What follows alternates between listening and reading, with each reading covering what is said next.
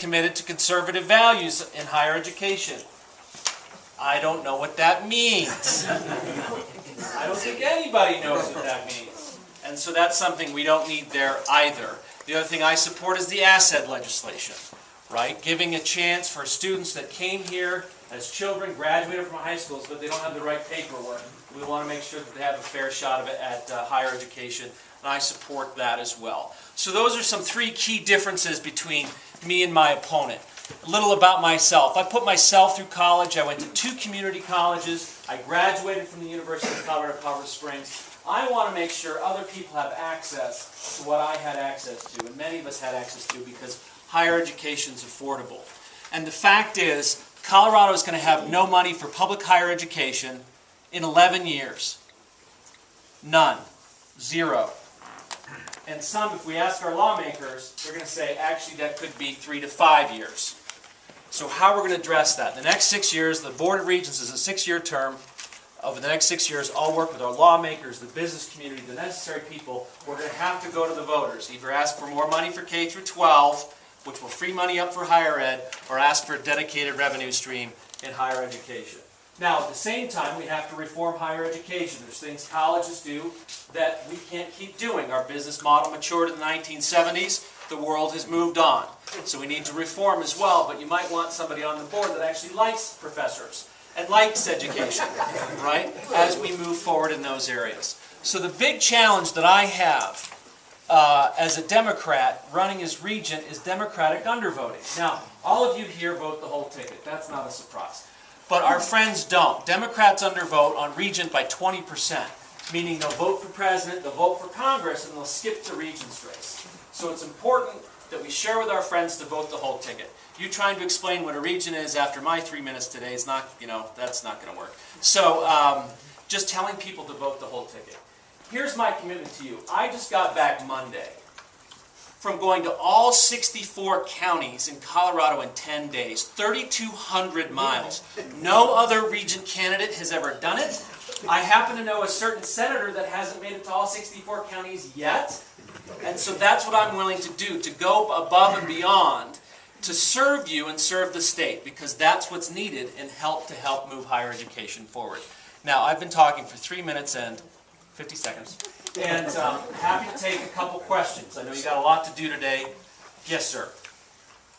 How do you reconcile the fact that a person who gets an higher education technically can't get a job in the United States because they don't have the right qualifications? If I understand what Obama just did with an executive order, those students can get jobs after they graduate because of a certain how they do in the thing. Someone might have a better read on that than I do, but I think they're able to get work permits now. Okay. Yes. If I understand that correctly. That's 2 years. That's it, yeah, it's a temporary. 2 years. Okay. So we have to, I mean, in theory, you'd have to work to pass the dream out so that they can continue on beyond 2 years. Okay. The other thing, the reason for me, the reason I support asset is for a number of reasons. One is ethical. I think it's immoral to hold someone accountable for someone else's sin. It's unjust to hold someone else accountable for someone else's crime. And the other thing is just straight economics. Colorado needs 67% of our workforce by 2018 needs a certificate from a community college, a 2-year degree, or a 4-year degree by 2018, and currently we're in the mid-50s. So if we have students that have the talent and desire to go to college, which many of these people do, we need them to go to college and get an education. Our workforce needs it. Are there other questions?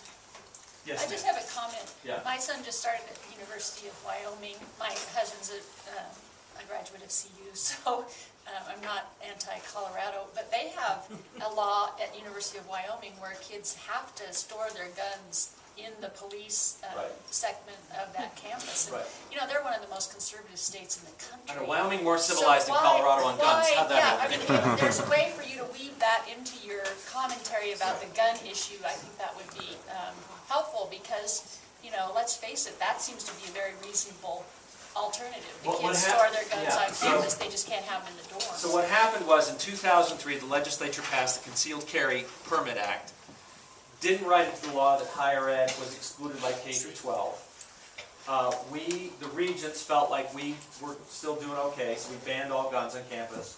Then we got sued. We lost the lawsuit.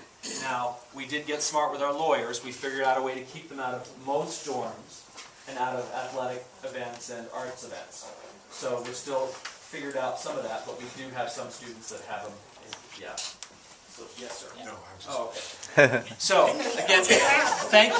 If there's no more questions, thank you for all you do and being here on a Saturday morning. Is there another question? I got a question. Sorry, and we've got a little more time if you need it. But can you talk at all about how the votes sometimes break down on the board? And I mean, is there some bipartisan cooperation, or are there some key places where the parties make a big difference? Right. Well, who is the chair of the board is generally the biggest partisan fight.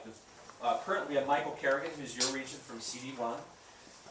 We had a Republican vote with us, and she's going to pay a price for that. So she voted to elect him chair? Yes, chair. So Okay. a lot of politics. Usually, most of the stuff. So there's 5 Republicans and 4 Democrats.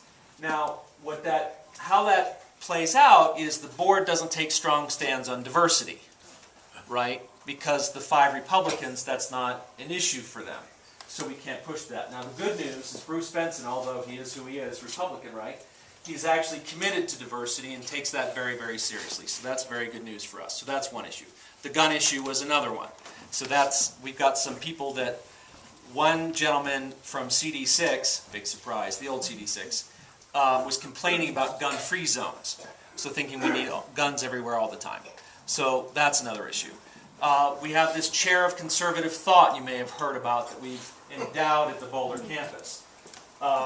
Some of our regents have pushed for that because they, and one of our regents wants to have affirmative action for Republicans when we do hiring for college professors. I wish I was making that up, right? Yeah. So it is what it is. So there's some very partisan issues. What's interesting though, look, a lot of times I respect my colleagues, we have philosophical differences, and sometimes I work very, very well with our Republican majority. We've been able to get some things done. The thing I'm most proud of is that the University of Colorado now has the best guaranteed admission program for community college transfer students in the country. What that means, if you go to a community college and you take the right classes, you get the right grades, you are guaranteed a slot at the university. Now, that wouldn't have happened if you didn't elect a Democrat, this Democrat, to the Board of Regents 6 years ago. Now, I won by a screaming majority of 0.91%, and it took them 3 weeks to figure out who won. Out of 1.2 million votes cast last time, I won by 5,816. Right? So it was a tight race, and part of the challenge was undervoting. So, good news this year, I got top line. There's an American Constitution Party. He got second line. Thank you, Tom Tancredo. And the Republican has the third line. Sorry, I've been doing, so if I seem a little scattered, I'm still not quite caught up from 3,200 miles in 10 days, 64 stops, and the strangest thing I saw was a flock of vultures down in Springfield, down in Baca County. I kid you not, there's 25 of them in downtown. It's like, I thought it was in the birds. Strangest thing. That was the city council. Yeah.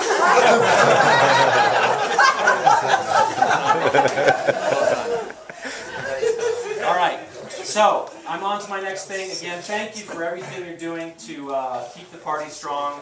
We know if Denver performs well, they can change the whole country. So it's really strange to think that what we do, door to door, talking to people, really makes a big difference. So thank you for your time. A lot of people aren't here today, just in general.